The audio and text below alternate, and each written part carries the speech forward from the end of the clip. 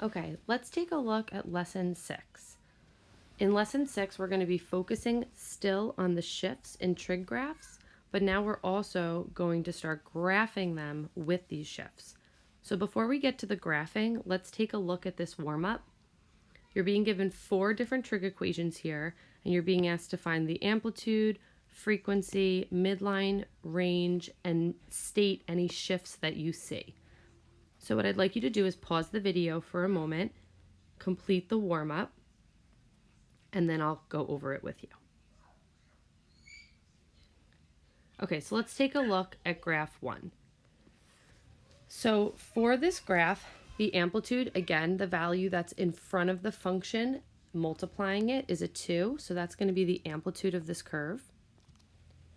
The amplitude, again, is the height of the curve above and below the midline. So since we're talking about midline as well for range, let's focus in now. If this is my amplitude, this minus 3 over here, also affecting the outside of my sine function, is my vertical shift, which is also how I define my midline. So the line y equals -3 would be the middle of this curve. And while we're talking still about y values, let's look at our range. So the range, typically with an amplitude of 2, if there was no shift, it would have gone from -2 to +2 if the middle was at 0. But since we're shifting our curve down 3, we're going to subtract 3 from the minimum and the maximum and get a new range of -5 to -1.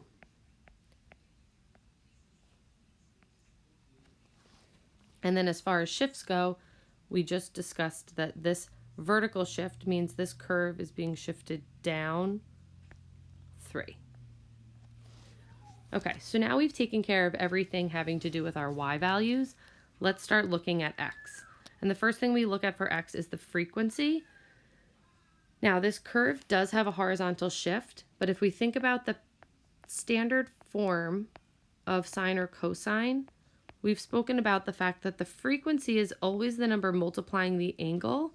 However, if there is a frequency other than 1 and a horizontal shift, you're going to see the frequency outside of the horizontal shift.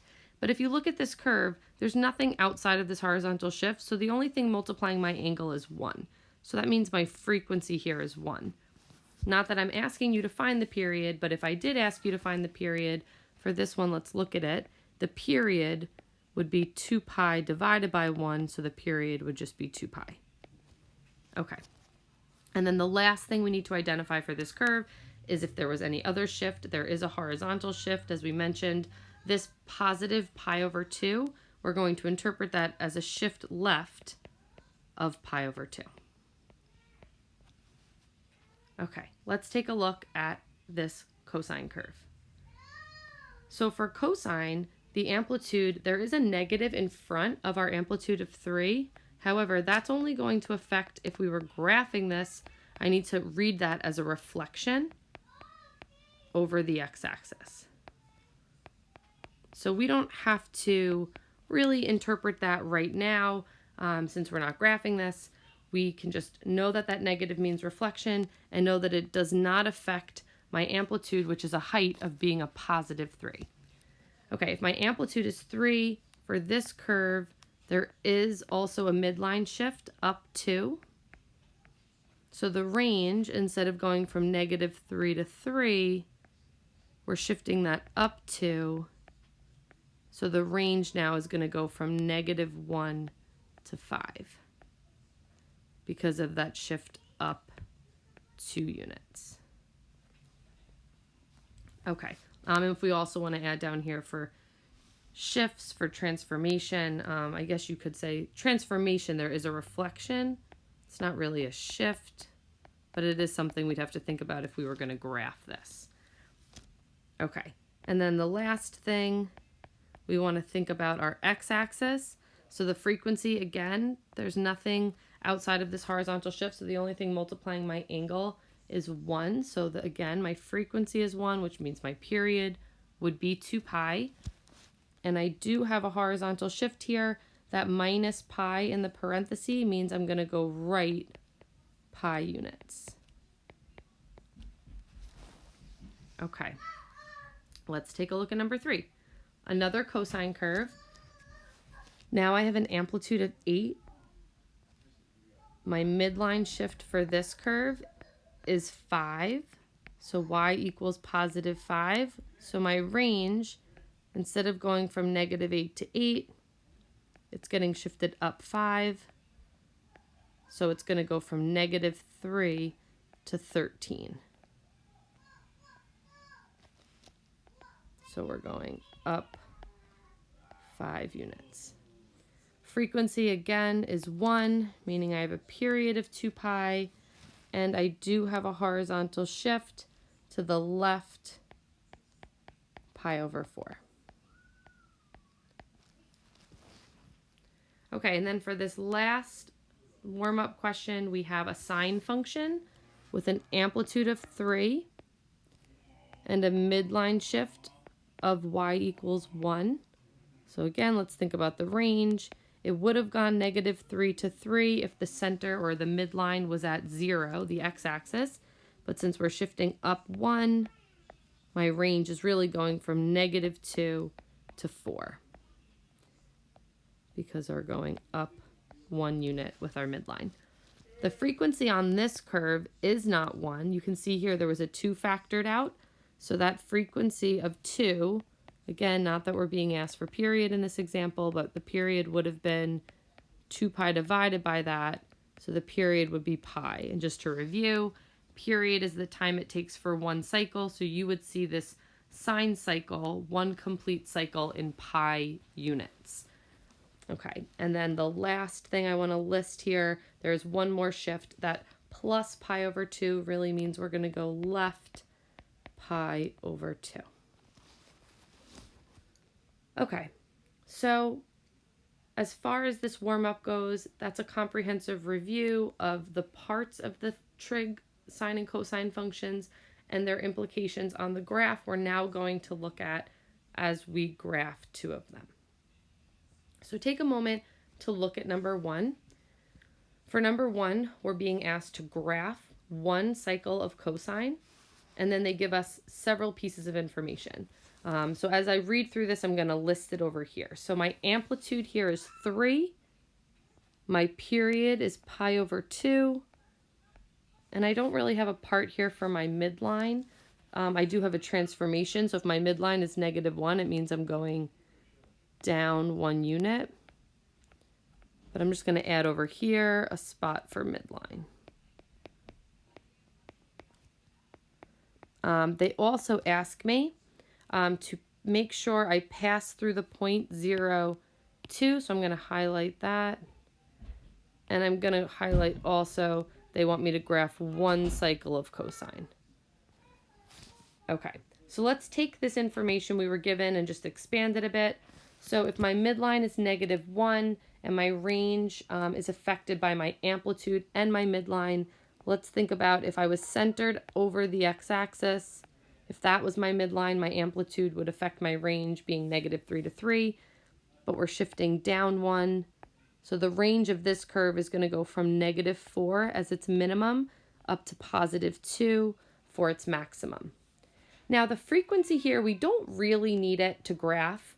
It's always a good understanding to understand both period and frequency as it relates to the curve. And if we had to write the equation of this function, then we would need the frequency since that's a critical value in the equation. But let's just review, just for process sake, how to find frequency if you know the period. So if the period is pi over 2, I can set that equal to my formula for period, which is 2 pi over b. And then if I cross multiply, I can start solving for b. So that would give me 4 pi is equal to b pi.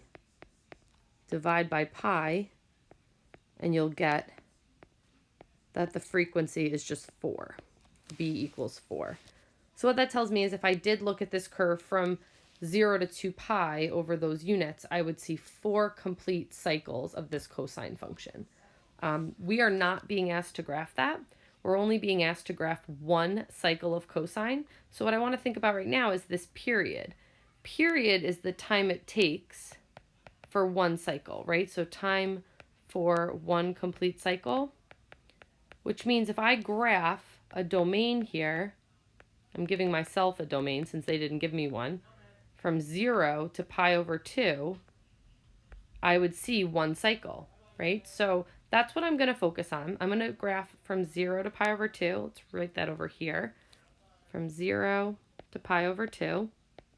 And what that also will take care of is if I'm graphing the x value starting at 0, they want me to pass through this point 0, 2, which is my y-intercept, which we're going to see when we start graphing this, but that would be included in this domain. So I should be able to take care of both of those highlighted points just by using that domain.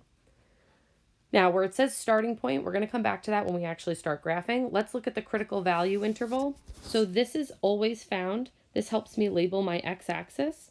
So what I need to do is take my period of my curve and divide it by 4. Since we talk about the fact that sine and cosine do 4 critical things, this allows me to know what those 4 critical values are along my x-axis. So if my period here is pi over 2, let's divide that by 4. Mathematically, if it helps, think about the same thing. If you divide something by 4, you can multiply it by 1/4, which is going to give me a critical value interval of pi over 8. So pi over 8 is the interval between all the tick marks along my x-axis. So if I'm going to graph from 0 to pi over 2, let's now think about all the values I'm going to put along my x-axis if I'm going over by pi over 8 intervals. So if I add 1 pi over 8 to 0, I get pi over 8. Then let's think about adding another pi over 8 to that. So pi over 8 plus pi over 8 is 2 pi over 8. Then if I add another pi over 8, that would be 3 pi over 8. Add another pi over 8. That would be 4 pi over 8. And now let's just think for a moment about reducing this. I'm going to get rid of this so I have room.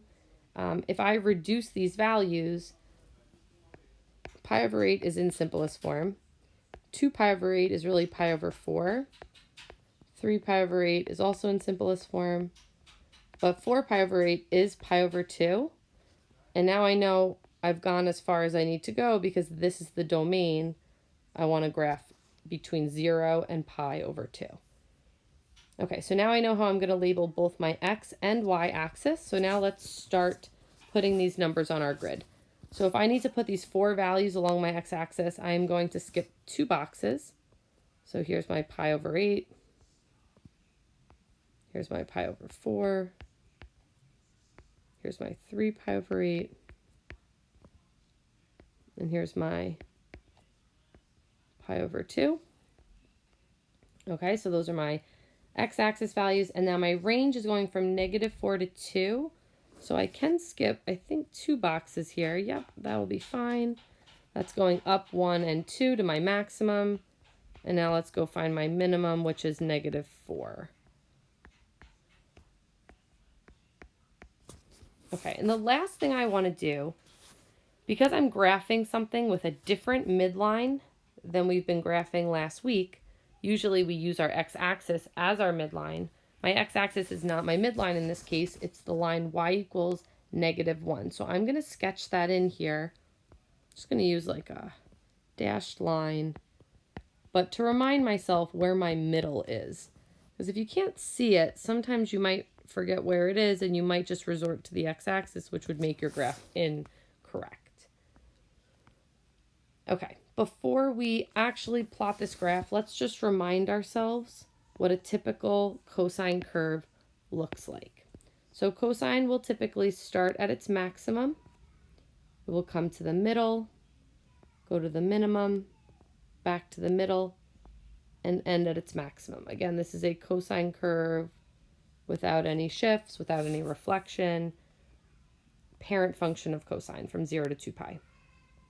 But the behavior will stay typical to that. So if I'm graphing a cosine curve here, I was not told anything about a reflection or a horizontal shift. The only thing I was told was that it has a midline at -1. My cosine curve is going to start at its maximum, right? So that's going to be my starting point, start at max. So let's look at our range. Our max is 2. So we're starting on our on our y-axis up at 2, and there's my starting point of 0, 2. So now I've taken care of that piece. Now cosine will go to the middle. So now the middle is not my x-axis at pi over 8, it's pi over 8 comma -1.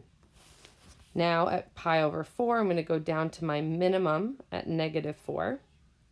At 3 pi over 8, I'm going to come back to the middle. And then at pi over 2, I'm going to end at my maximum. And now I'm going to sketch that cycle of cosine. Just make sure you try to make your curve, a smooth curve as best as you can. Okay, so that is all we needed to do for question number 1. I just want to mention, if you do look this question up, it is a Regents question. You could go online, you could see other examples of answer keys. The only thing I decided to do with this question was to graph from 0 to pi over 2. I think it's the most straightforward way to graph this question. However, because they did tell me to graph one cycle, I didn't necessarily have to graph that one cycle. However, I did need to go through that maximum point of 0, 2.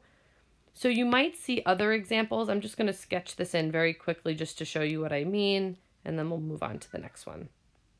So let's say I put these critical values along my negative x-axis, and I decided to plot the same, middle, minimum, middle, maximum going this way.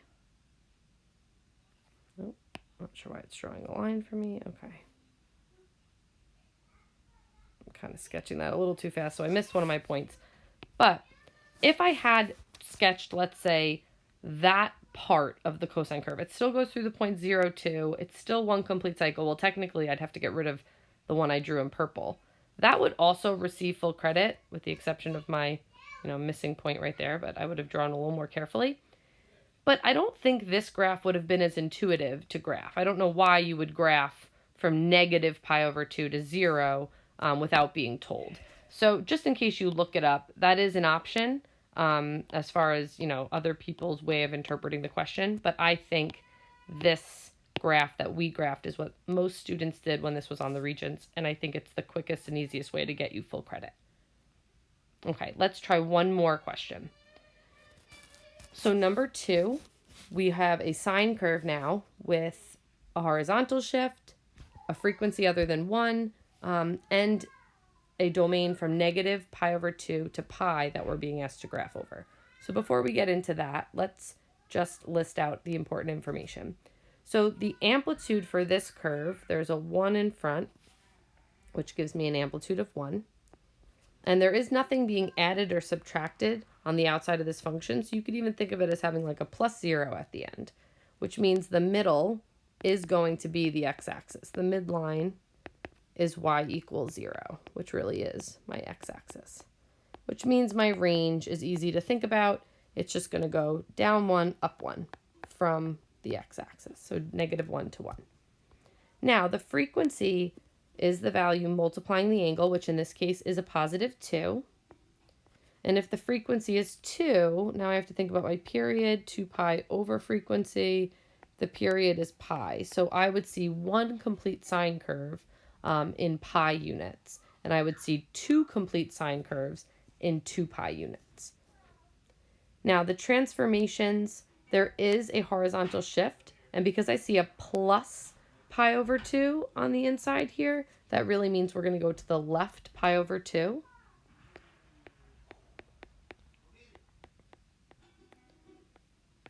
I don't see any negative in front or anything being added or subtracted again outside of the function, so there's no reflection, there's no vertical shift. So we're really dealing with the one transformation. Again, the starting point I'll fill in when we get to the point where we're ready to plot that. The critical value interval, again, is period over 4. So for this period of pi, if I divide that by 4, I get a critical value interval of pi over 4, which is equivalent to 45 degrees. So every tick mark is going to have 45 degrees between them.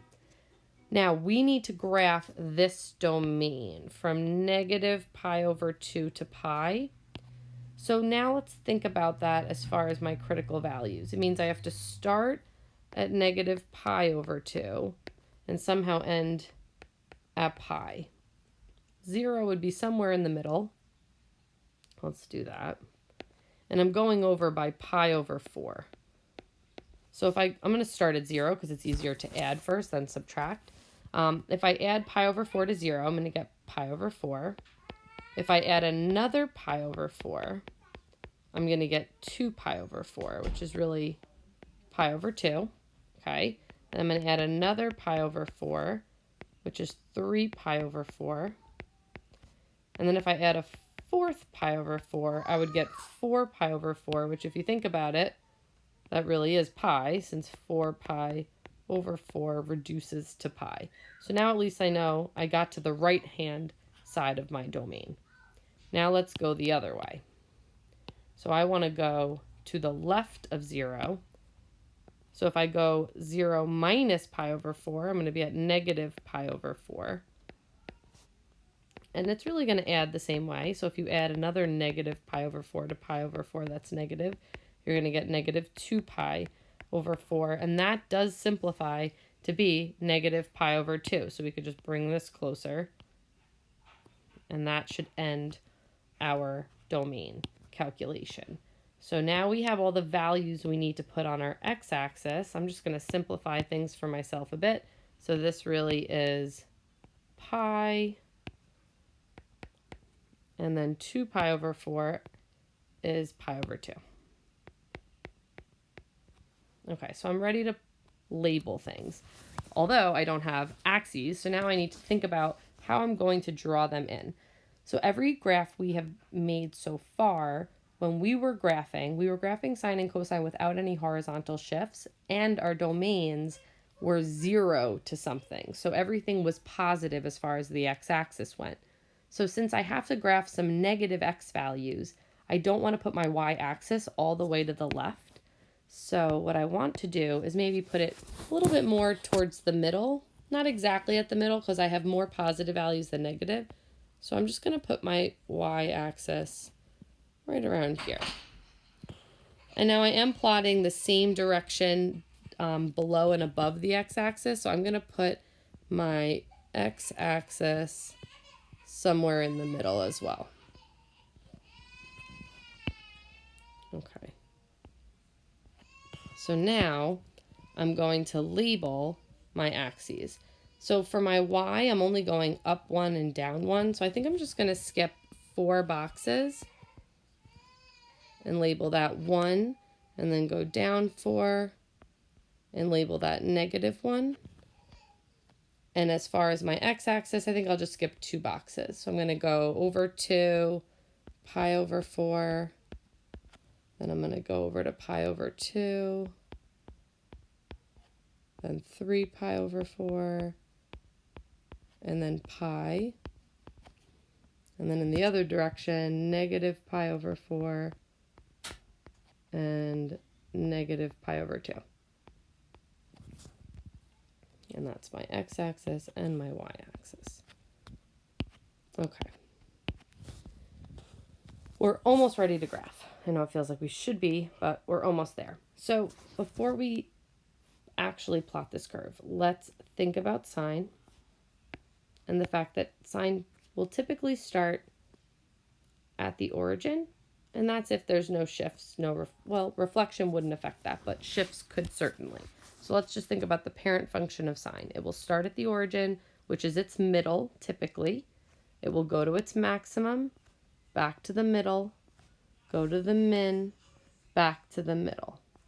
So this is my complete sine curve.